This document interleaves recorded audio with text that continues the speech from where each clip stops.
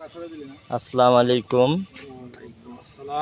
এগুলা একটা শঙ্কর ফ্রিজিয়ান গাবি ফার্স্ট ল্যাকটেশনে বাচ্চা দিছে, 2 দাঁত বয়স।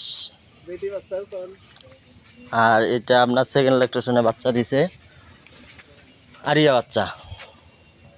এই গরু দুইটা আমি সেল করলাম গাইবান্ধা। গাইবান্ধা কোন জায়গা ভাই?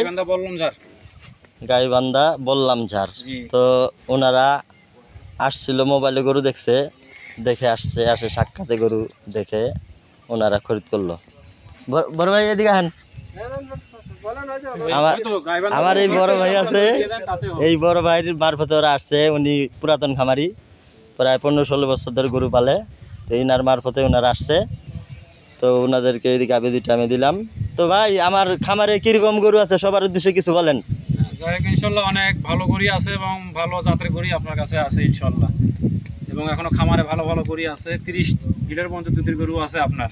জি, দেখলাম আর কি, মোটামুটি ইনশাল্লাহ ভালো। আমরা দুটো নিয়ে চলে গেলাম, আপনার খামারে আরো 4-5টা গরু থাকলো। আচ্ছা, আসসালামু আলাইকুম।